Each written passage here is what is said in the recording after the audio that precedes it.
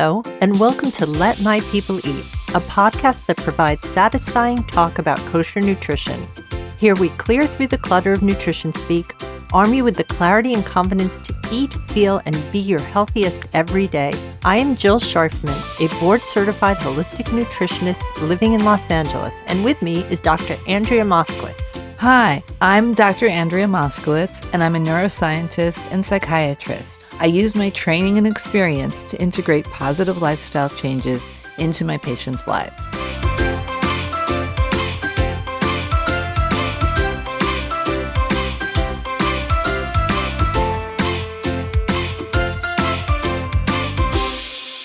Hey, Andrea. Hey, Jill. How are you doing? I am doing great. Well, welcome to the Let My People Eat podcast. We're so excited to be here. I'm so excited that we're starting this project together. Yeah. I've been looking forward to it. Me too. So let's share with the audience how we got here, why we decided to do the podcast and focus on kosher, holistic nutrition. So Jill and I are friends, and we go to the same synagogue. And then sometimes on Shabbat afternoon, we go to a shir or a talk that the rabbi's wife gives. And afterwards, she has this really lovely shalshudas, and we were sitting with a group of women, and as often is the case, the talk turned to diets and eating and food.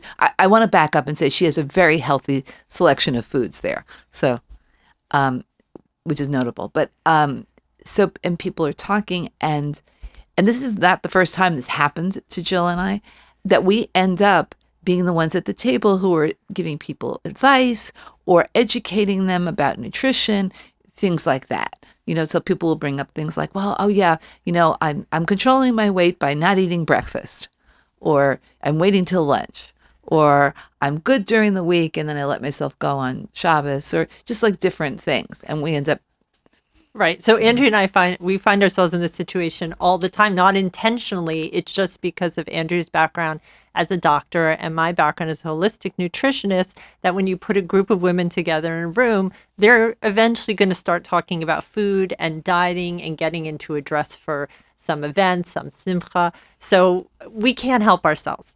We need to share our knowledge and our advice with everyone. And it just one day was this epiphany. Is there a way to get this message to a larger audience rather than the 10 women that we see every other week when we go to the Rebbitzins' house? So that's how the idea for the podcast was born. Actually, I have to give credit to Jill. You're the one who had the epiphany. You called me with the epiphany, and I agreed. Thank you. Yes. So we're very excited to start this journey with you. We welcome any comments and questions, which you can email us at podcast@letmypeopleeat.com or go on our website and submit a form, and we're happy to answer any and all questions that come our way. So today we're just going to start talking about the kosher marketplace and what that means. Why is it possibly more difficult to stay healthy if you keep a kosher lifestyle? And what options are available to us? So we're going to go back 850 years to the time of the Rambam and the Maimonides. And he said in his book, the Mishnah Torah Hilchot Deot, that in order for us to serve God or Hashem the way that we were meant to do so, we need to be of healthy body and mind. And we must avoid anything that harms the body and help the body become stronger. So Maimonides was actually the physician for the king of Egypt years ago. Right. And I remember reading a story that the king of Egypt once challenged him and said to Maimonides, how do I know that you're a good doctor? I'm never sick, so I've never gotten to see your expertise. And his answer was, well, that shows that I'm a good doctor because I never allow you to get sick. So he really believed in preventative medicine. And a lot of the things that he wrote in that book so many years ago are so important for today. And we really need to live our lives in that way. So let's talk about what's going on in the kosher marketplace. There are more products to choose from than ever before. There are more healthier products. There are more products that are organic. There are more products that have the certification, the Kosher. That's all great stuff. But the bad news is that the flip side of that is that the food industry doesn't have our best interests in mind. So a lot of the foods that now have that certification, Duncan Hines, Tootsie Roll, Krispy Kreme, those Nabisco. Nabisco, a lot of products out there that 25 years ago were not accessible to us are now accessible. And the kosher food markets, we know that they're in the business of making money. They do have some ethical obligation to us, but they've also accommodated this new diet where they have lots of potato chips and lots of candies and fruit twists and all this kind of stuff that is very tempting every time we walk into one of those markets. The next thing is that there are a lot of fast food options that weren't available before. We always had the neighborhood pizza store, right, Andrea? Right. But now you go to Dodger Stadium, you can get kosher food. There was a kosher Subway for a while. There are a lot more options for people to go and to eat out. And means that we're not cooking at home as much, which is not as good. So the kosher consumer's diet looks now like what everybody else in America is eating, which is the standard American diet, which we call an acronym the SAD diet. And it's truly sad. It's high in salt, it's high in sugars, it's high in the wrong kind of fats, Right. And it's high in fried foods, things like that. Right. So we also have food additives, preservatives, a lot more caffeine. Everybody's stopping off at the coffee shops now and getting their caffeinated drinks, which also are very high in sugar. Right. It's not the caffeine so much that's the Right. problem. Actually, it's everything that's added into your, Coffee iced mocha blended with a caramel swirl drink. And what we're also seeing now a lot more is food addictions and eating disorders, which were not as prevalent in the frum world, in the Orthodox Jewish community, as they are right now. So what are some of the things we can do? We have some strategies for success because Torah laws already have us trained to use control. Like we don't mix meat and dairy. We wait a certain amount of time. We have fast days. So we know how to control ourselves. We should try and eat moderately. You can occasionally indulge. We should try and change the food environment in our community. I mean, Andrea and I had a situation where every time we would go into Shul to the Kiddush, what would be on the table? Soda. And that was it to drink.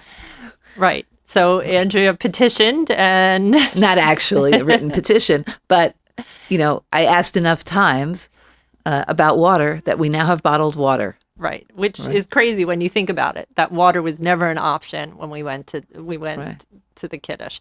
Also, we want to use our blessings to eat with intention. We always stop before we eat. We make a bracha. We maybe wash our hands. And we should use that mindset to say, okay, I am sitting down to eat this food now. Is this really what I want? Is this what is best for me at this time? So, Andrea, in my reading, I came across something called the Thrifty Gene Hypothesis. And the idea behind this is because of our genetic background, whether we're from Eastern Europe, from Russia, from Poland, the children who made it through those very harsh winters were the ones who had the most padding on their bodies. Right. And that's why we believe the Jewish grandmothers are always encouraging us to eat, because there's this mentality that if you're too skinny, you're not going to survive the harsh winter. Right. Now, obviously, in this day and age, not having enough food is not an issue for us. If anything, we have too much food. Right.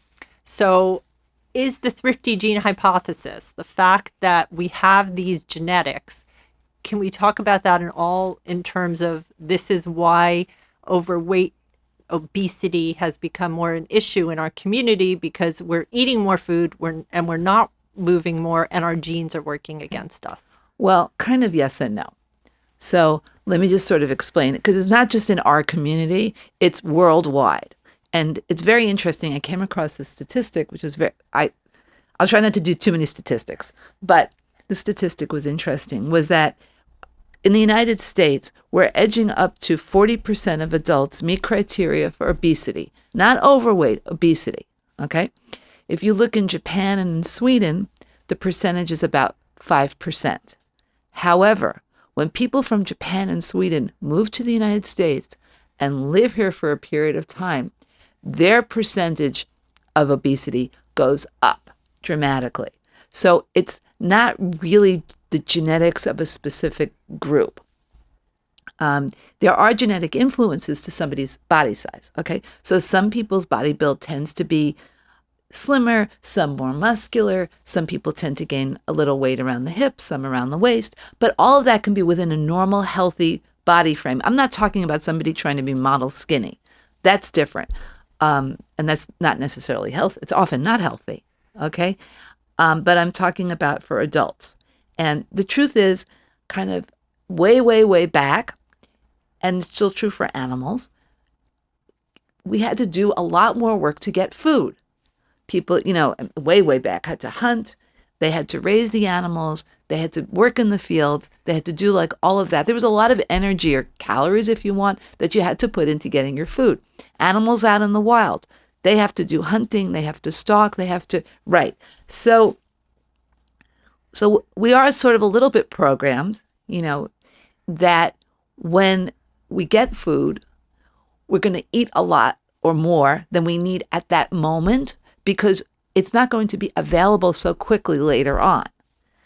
And not to get too technical, with a hormone that signals when we're feeling hungry and one that signals when we're feeling full. The one that we're hungry is produced in the stomach or in the digestive system. The one that signals when we're full is produced from fat cells. So actually, it's like quicker on to know that you're hungry and slower off to know that you're full. But that's probably from that kind of situation where we had to maybe eat a little bit more when it was around.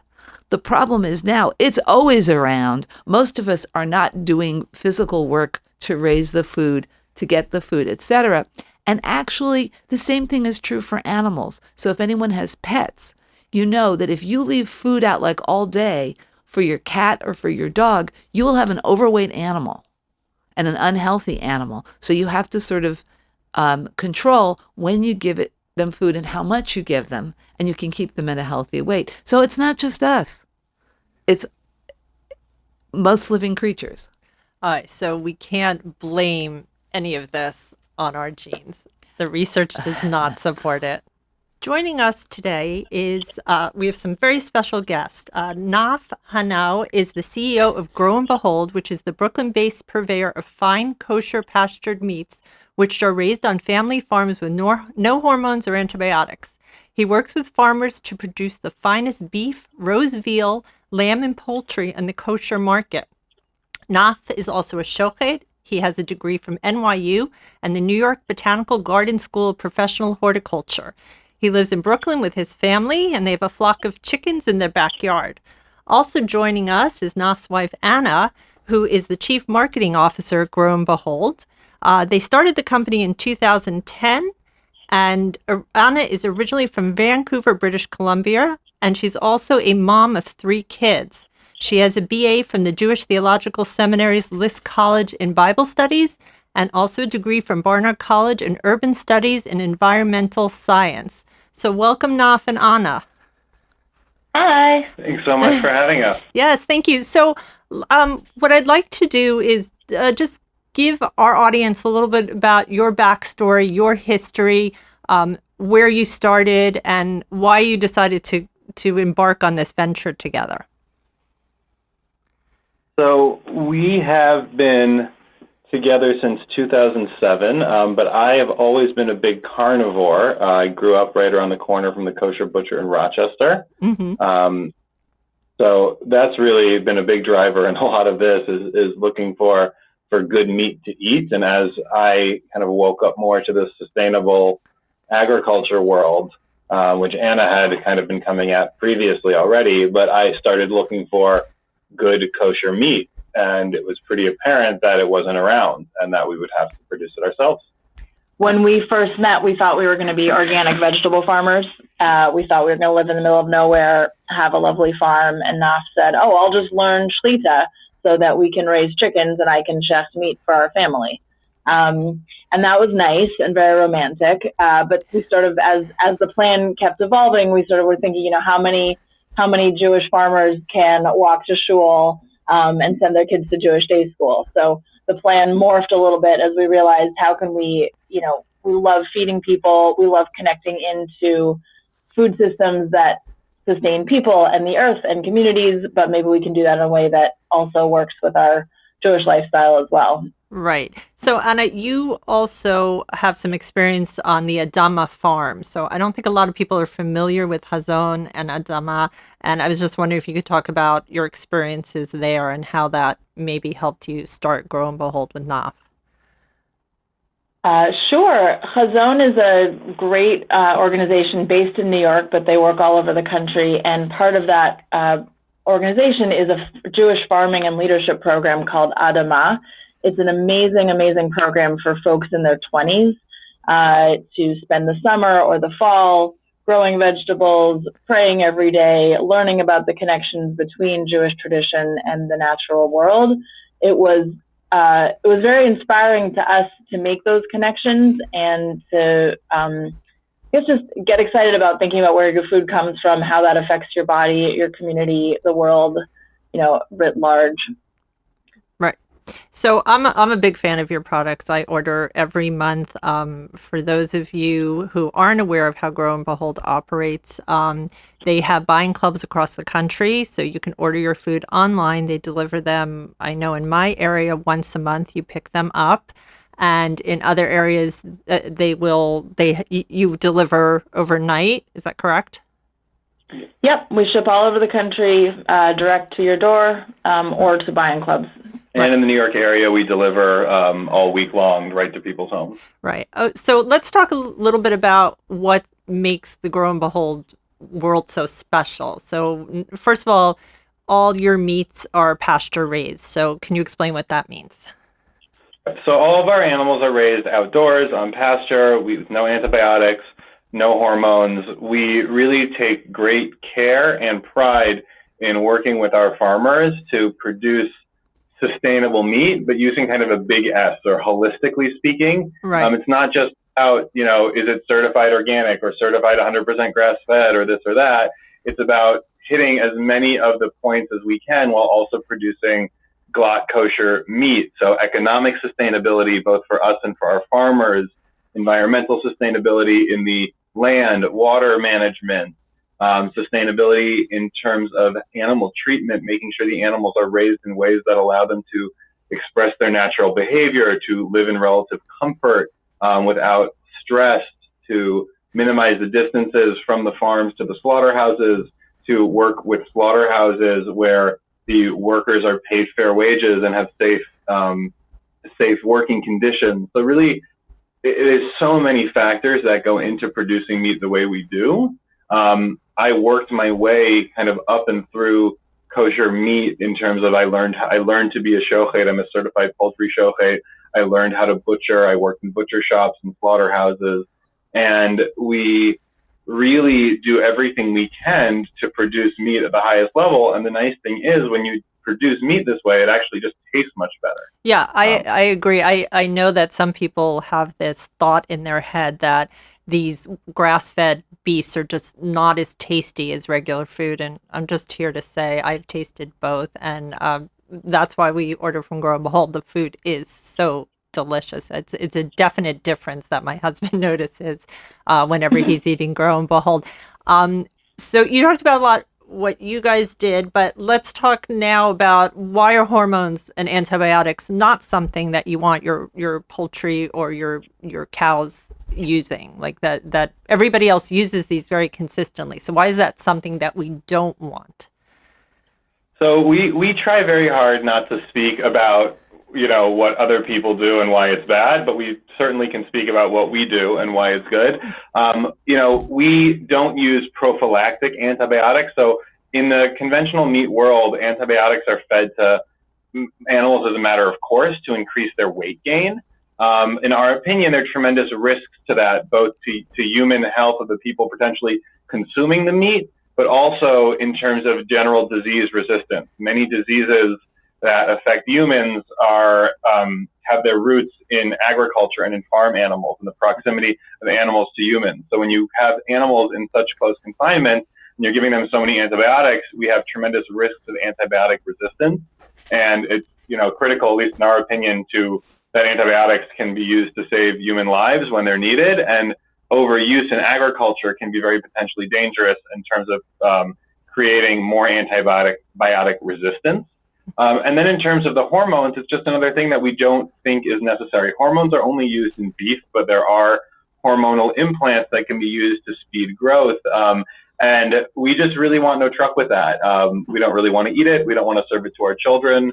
And that's kind of our standard. We're very proud that we serve this meat to our kids all the time. And that's kind of how we approach how we're going to look at the production systems. Right. So I know a lot of people are anti-eating veal, for example. You treat your roast veal very differently than the images that a lot of us have in our mind about how veals are raised, correct? Exactly. Yeah, we actually sell rose veal. It's not as white as you or your parents might remember veal, back in the days when people ate more veal looking. And that's because the animals actually graze freely with their mother. They also nurse, and they're slaughtered at older age. But we're not talking about that crated veal where they can't even move and develop any, muscles and.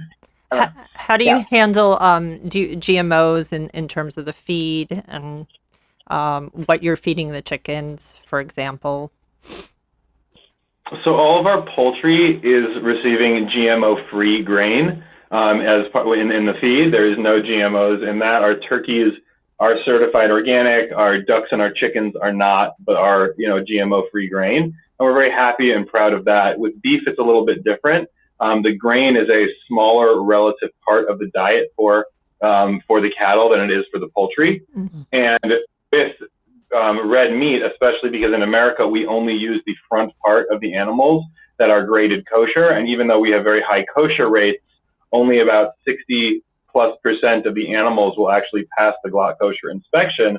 So we just have less market power. These cattle are not being grown exclusively for us; they're being grown for us and our non-kosher partners, so we don't necessarily have the same kind of ability to say you must switch to GMO-free grain for the feed supplement. But again, it's a smaller portion of the feed than it is for the poultry. And the reality is we're working in the meat system in many ways. What we're doing is in some ways akin to swimming upstream. The food production, particularly the meat production system in this country, is not geared towards small producers. And when you add in the layers of kosher regulation, it gets even trickier. We've got to have a national and highly acceptable level of kosher certification. We can only work in USDA inspected facilities because we ship across state lines.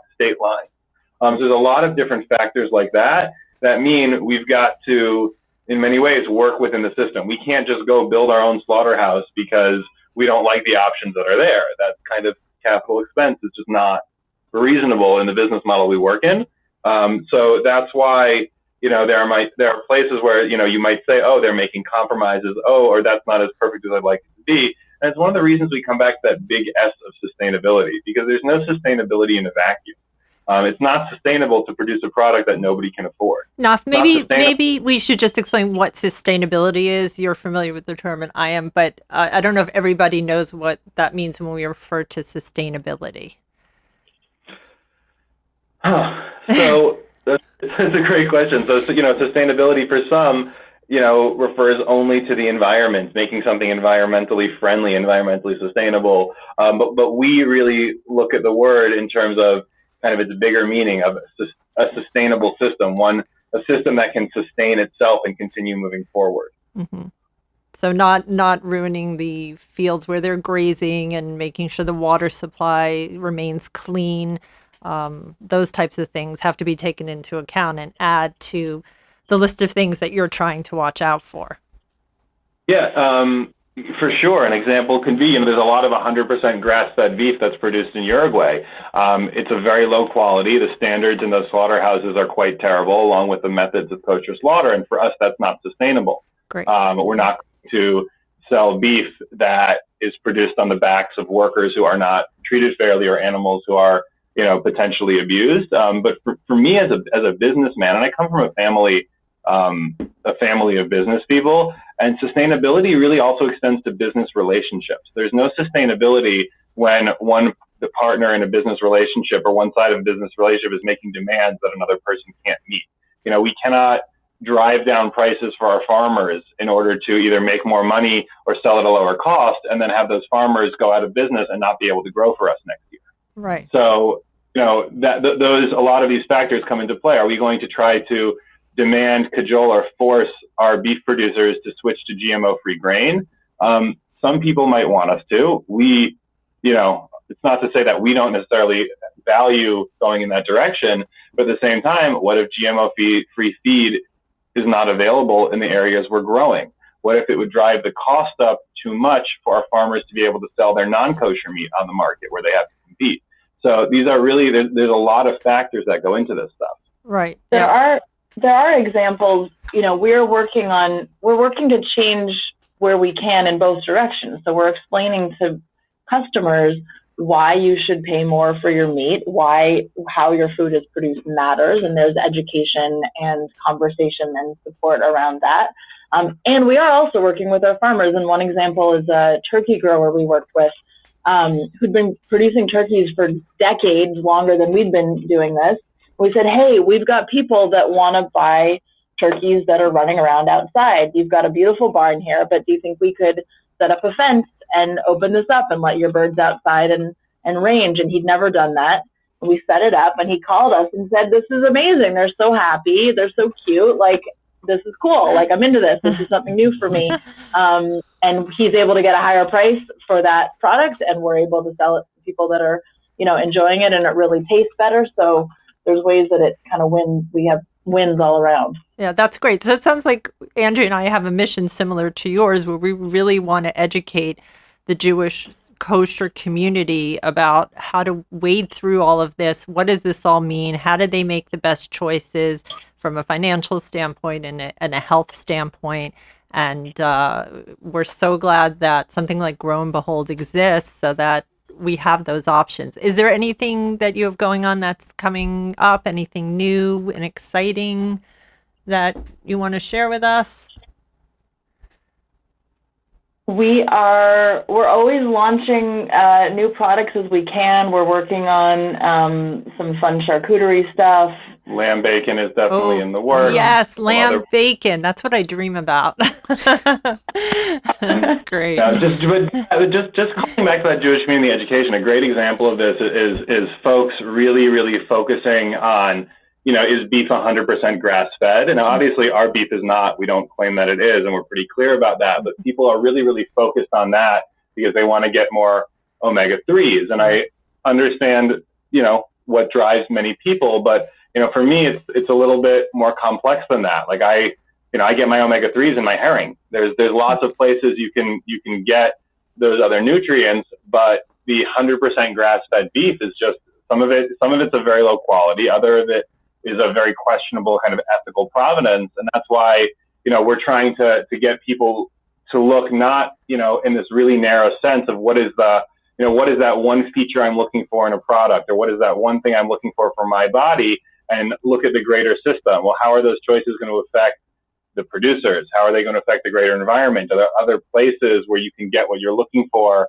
and then get the benefits of this other thing as it is? So it's everything is much more complicated than people really want it to be, and it's time. It takes a lot of work and time to figure this stuff out. So kudos for you guys on helping do this important work of educating people. Thank you. And I think there are a lot of men out there who are going to come home and say, hey, I'm supposed to eat herring. Naf told me that was a good way to get my omega-3s.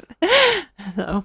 If we've got another minute, I would just say, we do sell some prepared foods. There is this sort of growth, and we've seen it in New York where we live, in a lot of new kosher restaurants, and that's very exciting, and the kosher food world kind of expanding. But we sell meat that you cook at home, and that's another place where you actually end up with a lot more control over what you're eating. The calories, the health, the sauces, the sugar. When you have a really good piece of meat, and whether it's a chicken breast or a steak, you just need salt and pepper on it. Like, you don't need to put duck sauce on. You don't need to put barbecue sauce on. You can. It's delicious.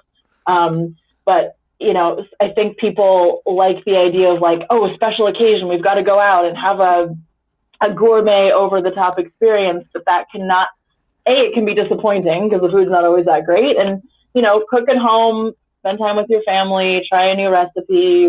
We've got lots of those. And, you can have a little more control over those other foods that are on your plate so that you're just eating great food and Right. you feel good about it. Right. Absolutely. I agree 100%. All you need is a good piece of meat and a good piece of fish, and you barely have to do much to it to get it to taste great. Exactly. Yeah. Well, Naf and Anna, thank you so much for joining us. We really appreciate you taking the time and sharing this information with our audience. Everyone, you can find Grow and Behold at www.growandbehold.com. Please check them out. Place your order. There is a discount for new time customers, and they'll take very good care of you. Thank you, Thanks guys. so much. Great to talk with you. Thank you. Thank you. And that is it for this episode of Let My People Eat. Please visit our website at letmypeopleeat.com and leave us a comment. Get in touch at our email at podcast@letmypeopleeat.com or call us at 317-659-0004. Post on Instagram, Twitter, or Facebook with the hashtag #LetMyPeopleEatPodcast. If you like this show, please make sure to leave us a 5-star rating and review on iTunes. Tell your friends and family, and subscribe to us on Apple Podcasts. And please remember that although we are certified professionals, this is not a medical advice podcast. No content, posts, or comments should be interpreted as professional guidance.